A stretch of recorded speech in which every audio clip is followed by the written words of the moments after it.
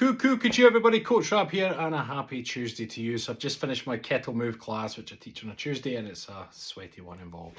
The getting leaner journey is still going very, very well. I've been spacing out the updates because when it gets to this stage and the results are just kind of flowing, there's not too much to report. So what I want to do is just give you a bit of a lesson on rest and recovery, and also when to take rest days, because very often that when we're all gung-ho for our goals, we think, oh, we don't want to take a day off, or old habits might creep in. And sometimes the best thing for you is to take a rest day, a rest weekend, or in some cases taking an entire week off. And certainly as we age, one of the biggest factors that plays a part in our speed to getting to goal as we get older is our recovery time. That's the biggest change that happens as we age. When you're young, you recover very, very quickly. As we age, we recover slower, so you have to be a bit more tactful about what you do. Now, if you are watching this on Instagram, head over to YouTube or Facebook now, because this will be an extended one. So the key thing is, when you exercise, you damage the muscles in a positive way. You break them down and your body has to build them back up. It uses all different nutrients, takes amino acids to fill back up the muscles or to repair the muscle fibers, and it allows you to go again. Now, hormones also play a factor in that. Insulin is a builder hormone as well. So if you were somebody that was doing high level sport or any competitive sport, you would want to have some carbohydrates in your diet to speed up that repair process so you can get back to performing your sport or your training for your sport. If you're looking to get leaner, the argument could be made that you don't necessarily want to speed up too much, because too many carbs can create an anabolic effect, if you like, and you want to keep your body catabolic where possible. But regardless, in any sort of training program, you will get eventually a kind of fatigue debt, I would say. That's the best way to describe it, where, you know, maybe in your 20s, you're able to do 5 or 6 workouts a week with 7 or 8 hours sleep and even a night or two out at the weekend, and still be able to function, and your body be able to repair faster.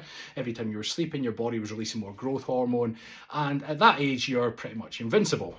But then when you hit your 30s, or I'm into my 40s now, if I was to try and train that many days a week, my muscles just would not repair fast enough. So effectively, I would only be looking to do maybe 3 to 4 workouts a week and trying to spread out what I'm doing with the muscle groups.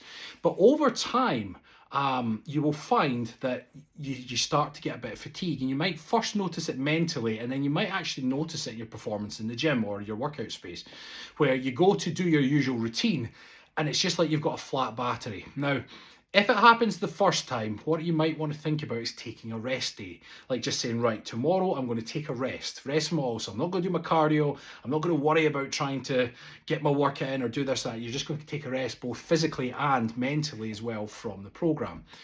If it happens a couple of times, or if you ever do experience the feeling like, I can't really be bothered today, you know, that feeling, you're doing it, but you're begrudgingly doing it, it might mean that you might need a little bit longer off. So sometimes you might need to say, right, well, I'm going to work really hard, but I'm going to take the weekend off and just let my body relax and heal. Now, when you are taking time off, sorry, my knees, no, it's no spring chicken anymore. When you are taking time off, you can take advantage of what's known as active recovery, where you still move. So you might walk around, generate a bit of heat, and then do things like stretches.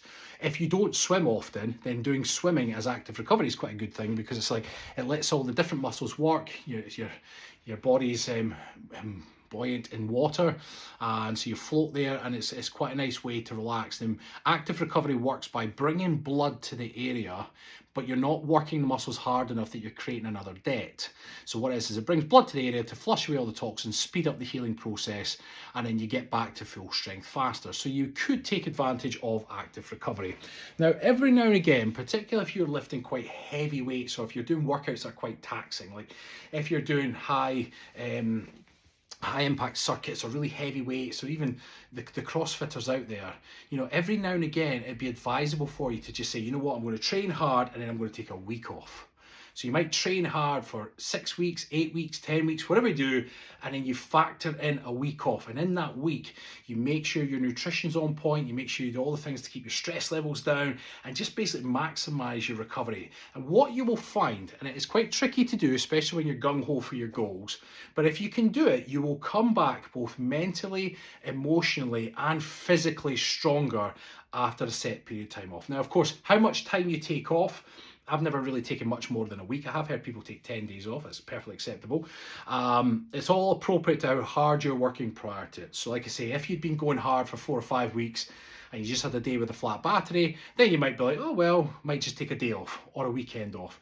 If you've been going hard for longer and you're starting to feel like your performance was suffering, that's when you factor in a week off. And remember, with everything I've preached about along this series, is like, if it's part of the plan, it's okay. If you factor ahead and you say, next week or the week after, I'm taking a week off, then you won't feel guilty. You won't feel like you've lost willpower. You won't feel like you're cheating on your diet or your training regime, because it was part of the plan.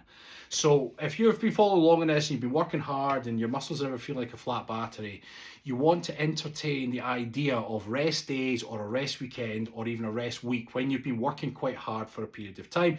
I know that when I get to my goal, come June, probably around the 23rd, my knees are really bad.